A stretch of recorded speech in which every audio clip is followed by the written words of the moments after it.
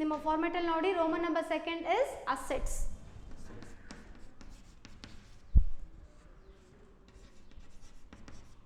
Okay, underline it. So ನೋಡಿ ಅದರಲ್ಲಿ first one ಕೊಟ್ಟಿದ್ದಾರೆ fixed asset or non current asset. Okay, so non current asset ಅಂತಂದ್ರೂ ತೊಗೋಬಹುದು or fixed assets ಅಂತಂದ್ರೂ ತೊಗೊಳ್ಳಿ, both are same, no problem at all. Okay, or long term assets ತೊಗೊಂಡ್ರು same ಆಗುತ್ತೆ. Okay, yes. ಅದರಲ್ಲಿ ನೋಡಿ first one ಯಾವ್ದು ಕೊಟ್ಟಿದ್ದಾರೆ, ಸೊ ಟ್ಯಾಂಜಿಬಲ್ ಅಸೆಟ್ಸ್ ಅಂತ ಕೊಟ್ಟಿದ್ದಾರೆ. So I have told you, so tangible assets are nothing but so the assets which are having a physical existence in its nature. Okay, so physical existence ಇರುವಂತಹ ನೇಚರಲ್ಲಿ ಇರುವಂತಹ ಅಸೆಟ್ಸ್ಗಳು ನಮ್ಗೆ ಏನಾಗಿರುತ್ತೆ, tangible assets ಅಂದ್ಕೊಳ್ಳುತ್ತೆ.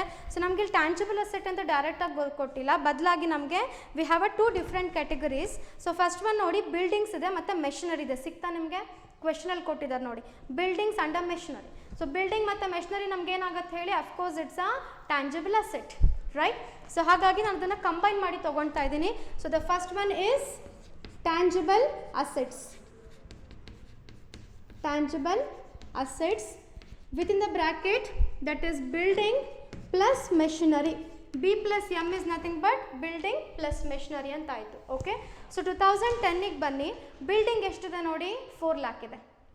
Okay, again 2010ನಲ್ಲೇ machinery ಎಷ್ಟಿದೆ ನೋಡಿ 3 lakh ಇದೆ. So 4 lakh plus 3 lakh it's a 7 lakh. So directly I am writing ಹ್ಯೂರ್ 7 lakh. Okay, ಇಲ್ಲಿ ನಾವು ಮಾಡಿರೋದು ಏನು ಹೇಳಿ, ಬಿಲ್ಡಿಂಗು ಪ್ಲಸ್ ಮೆಷಿನರಿ ಅಂತ ಹೇಳ್ತೀವಿ. ಸೊ ಬಿಲ್ಡಿಂಗು ಮೆಷಿನರಿ ಇದೆ ಅಂದಾಗ ಅಮೌಂಟು ಏನಾಗಬೇಕು ಹೇಳಿ, ನಮಗೆ 2010ನಲ್ಲಿ ಆ್ಯಡ್ ಆಗಬೇಕು. ಸೊ ಬಿಲ್ಡಿಂಗ್ ಅಮೌಂಟ್ 4 lakh ಇತ್ತು, ಮೆಷಿನರಿ ಅಮೌಂಟ್ 3 lakh ಇತ್ತು. ಎರಡು ಕಂಬೈನ್ ಮಾಡಿದಾಗ ಎಷ್ಟಾಯಿತು, 7 lakh ಆಯಿತು. ಓಕೆ, ಇವಾಗ 2011ಗೆ ಬನ್ನಿ, ಬಿಲ್ಡಿಂಗ್ ಎಷ್ಟಿದೆ ನೋಡಿ 5 lakh ಇದೆ ಆ್ಯಂಡ್ ಮೆಷಿನರಿ ಎಷ್ಟಿದೆ 4 lakh ಇದೆ. So 5 lakh plus 4 lakh it's a 9 lakh. Okay, yes, it's a 9 lakh. Again the same calculation, 9 lakh minus 7 lakh, it's 2 lakh. And for the calculation purpose of a percentage baro hagidre 2 lakh divided by 7 lakh into 100, just you will get 28.57%. 28.57%.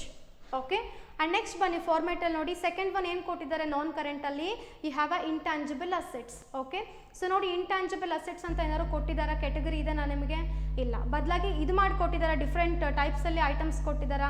Like goodwill ಇದೆ ನಾನು ನೋಡಿ, trademarks, patents, copyrights, ಇವೆಲ್ಲ ನಮಗೆ intangible ಆಗುತ್ತೆ. Okay, so intangible ಅಂತ ಡೈರೆಕ್ಟಾಗಿ ಕೊಟ್ಟಿಲ್ಲ ಅಂದಾಗ ಏನು ಮಾಡಬೇಕು, ಕ್ಯಾಟಗರಿ ಮಾಡಿಕೊಡ್ಬೇಕು. ಲೈಕ್ ಹೇಳ್ದಾಗೆ goodwill, trademarks, copyright, patents ಇದು ಯಾವ್ದಾದ್ರು ಕೊಟ್ಟಿದ್ದಾರಾ, ಯಾವುದೂ ಕೊಟ್ಟಿಲ್ಲ. ಓಕೆ, ಸೊ ಹಾಗಾಗಿ ಇದು ಯಾವುದು ನಮ್ಗಲ್ಲಿ ಬರಲ್ಲ. ಓಕೆ, ಸೊ ಇದಾದ್ಮೇಲೆ ನಮಗೇನಿದೆ, ನಾನ್ ಕರೆಂಟ್ ಇನ್ವೆಸ್ಟ್ಮೆಂಟ್ ಇದೆ. Okay, so non current investment ಅಂದಾಗ ಏನಾಗುತ್ತೆ, ಕೊಟ್ಟಿದ್ದಾರೆ ನೋಡಿ ನಿಮ್ಮ ಪ್ರಾಬ್ಲಮಲ್ಲಿ, non current investment not given, right. So ಅಲ್ಲಿಗೆ ನಮಗೆ ನಾನ್ ಕರೆಂಟ್ ಅಸೆಟ್ಸಲ್ಲಿ we have only one category, that is tangible assets. So ನಮಗೆ ಇವಾಗ ಏನು ಸಿಗುತ್ತೆ, ಟೋಟಲ್ ಟ್ಯಾಂಜಿಬಲ್ ಅಸೆಟ್ಸ್ ಸಿಗುತ್ತೆ. Okay, total tangible assets, again you will get a same total, that is total tangible assets. It is considered as A. Okay, ಇದು ನಾವೇನಂತ treat ಮಾಡ್ತೀವಿ, A ಅಂತ treat ಮಾಡ್ತೀವಿ.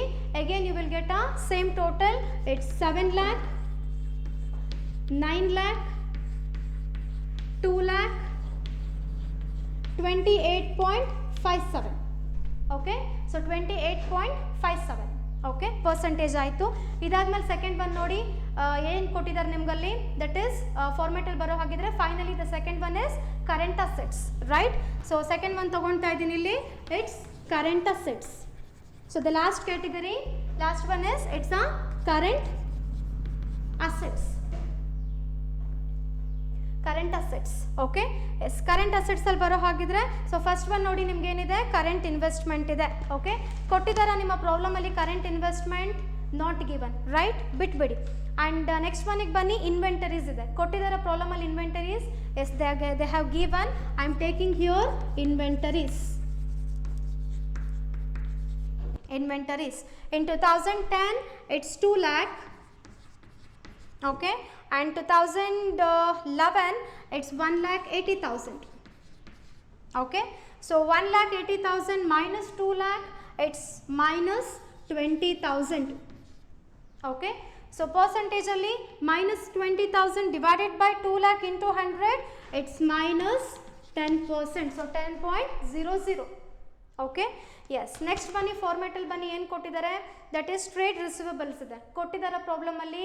yes, they have given, so I am taking here trade receivables.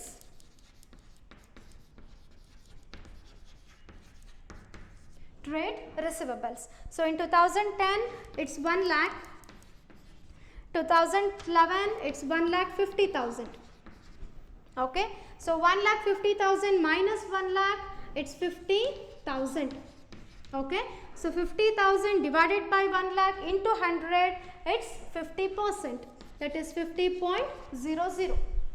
okay, yes, again go back to your format. Cash and cash equivalents ಇದೆ ಕೊಟ್ಟಿದ್ದಾರೆ ನಿಮ್ಮ problem ಅಲ್ಲಿ.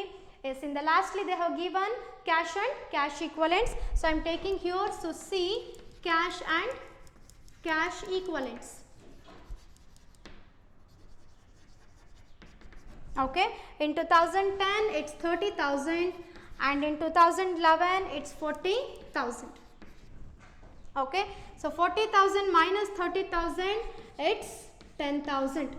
okay, so percentage calculate ಮಾಡೋಕ್ಕೆ 10,000 divided by 30,000 into 100, it's 33.33%. okay, yes, so finally short term loans and advances ಕೊಟ್ಟಿದ್ದಾರೆ, problem ಅಲ್ಲಿ ಕೊಟ್ಟಿಲ್ಲ. Okay, so ನಮಗೆ ಇವಾಗ ಏನು ಸಿಗುತ್ತೆ, ಟೋಟಲ್ ಕರೆಂಟ್ ಅಸೆಟ್ ಸಿಗುತ್ತೆ and it is treated as B. Okay, so I am taking here total current assets and it is considered as B. okay, so B ಸಿಗಕ್ಕೆ ನಾವೇನು ಮಾಡಬೇಕು, ಈ ಮೂರು ಐಟಮ್ನು ಟೋಟಲ್ ಮಾಡಬೇಕು. that is 2 lakh plus 1 lakh plus 3 lakh. okay, it's 3,30,000. okay, 2 lakh plus 1 lakh plus 30,000, it's 3,30,000. and here 1,80,000 plus 1,50,000 plus 40,000, it's 3,70,000. okay, again to calculate a increase or decrease in rupees, so 3,70,000 minus 3,30,000, it's 40,000.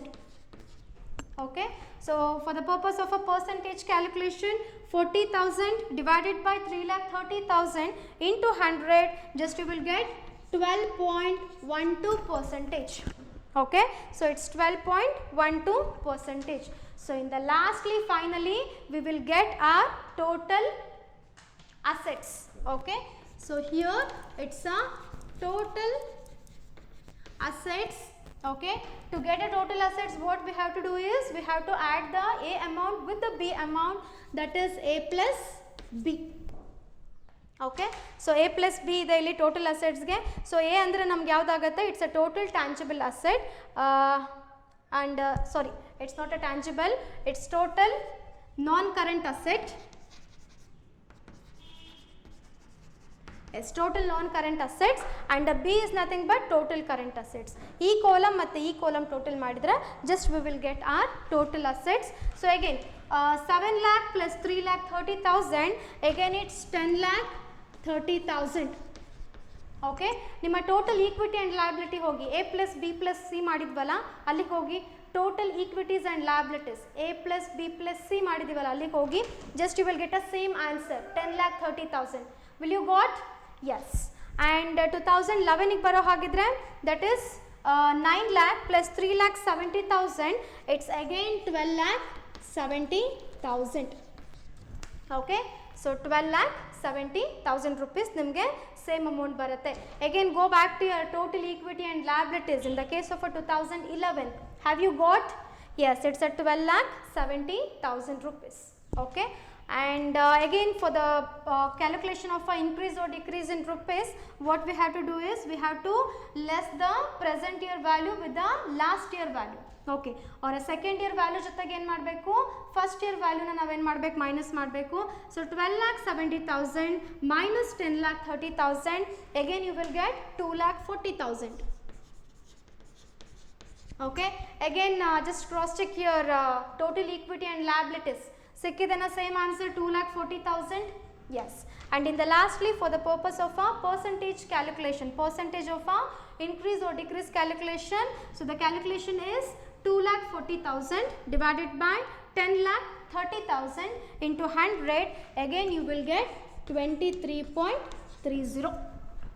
okay, again cross check ಮಾಡಿ, ಅದು 23.30 ನಿಮ್ಮ total equity and ಲ್ಯಾಬಿಲಿಟಿಲೂ ಸಿಕ್ಕಿದೆ. Okay, yes. So ಅಲ್ಲಿಗೆ ನಮಗೇನಾಯಿತು, total equities and liabilities and total assets must be tally ಆಗಲೇಬೇಕಾಗತ್ತೆ. Last ನಮಗೇನಾಗ್ತಿತ್ತು, liabilities ಮತ್ತು assets horizontal ಫಾರ್ಮೆಟಲ್ಲಿ ಟ್ಯಾಲಿ ಆಗ್ತಿತ್ತು. But here we are in a vertical format. For that reason here also they must be tally. Okay, ಇಲ್ಲೂ ಕೂಡ ನಮಗೇನಾಗಿದೆ, ಪ್ರಾಬ್ಲಮಲ್ಲಿ Tally ಆಗಿದೆ. So 2010 ಎಷ್ಟು ಬಂತು, 10,30,000 ಬಂತು. ಆ್ಯಂಡ್ 2011 ಎಷ್ಟು ಬಂತು, 12,70,000 ಬಂತು. And increase or decrease in ರುಪೀಸಲ್ಲಿ just we got 2,40,000. And increase or decrease in ಪರ್ಸೆಂಟೇಜಲ್ಲಿ just we got 23.30%. okay, yes, this is the first problem on comparative balance sheet. okay, it will be asked for 12 marks. so 12 marks in a question ನಿಮಗಿದು ಕೇಳಿದರೆ, ನಿಮಗೆ comparative balance sheet ಕೇಳಿದರೆ 12 ಮಾರ್ಕ್ಸಿಗೆ ಕೇಳ್ತಾರೆ. And it is so simple. ಇನ್ನೊಂದು 2 problem ಮಾಡಿದರೆ ನಿಮಗೆ format clear ಗೊತ್ತಾಗ್ಬಿಡತ್ತೆ. Okay, ಯಾವ್ಯಾವ categories ಆಗ್ತಾ ಹೋಗುತ್ತೆ ಅಂತ ಫಾರ್ಮೆಟಲ್ಲಿ ನಿಮಗೆ ಕ್ಲಿಯರಾಗಿ ಗೊತ್ತಾಗುತ್ತೆ. And again it will be ask for 12 marks. 12 ಮಾರ್ಕ್ಸಿಗೆ ನಿಮಗೆ ಇದನ್ನು 12 ಮಾರ್ಕ್ಸಿಗೆ ಕೇಳ್ತಾರೆ ಎಕ್ಸಾಮ್ಸಲ್ಲಿ. ಮಸ್ಟ್ ಆ್ಯಂಡ್ ಶುಡ್ ಇದನ್ನು ನೀವು ವರ್ಕೌಟ್ ಮಾಡಲೇಬೇಕು. Okay, yes. Again calci operate ಮಾಡಿ, ಹೇಳಿದ್ನ ಅಷ್ಟೇ ಬರ್ಕೊಳ್ತಾ ಕೂತ್ಕೋಬೇಡಿ. Okay, just operate the calci and write down in your notes. okay, and in the next class I'll engage a second problem on a comparative balance sheet. okay, this is regarding your today's problem, that is first problem on a comparative balance sheet. In next class I'll engage a second problem on a comparative balance sheet. okay, thank you.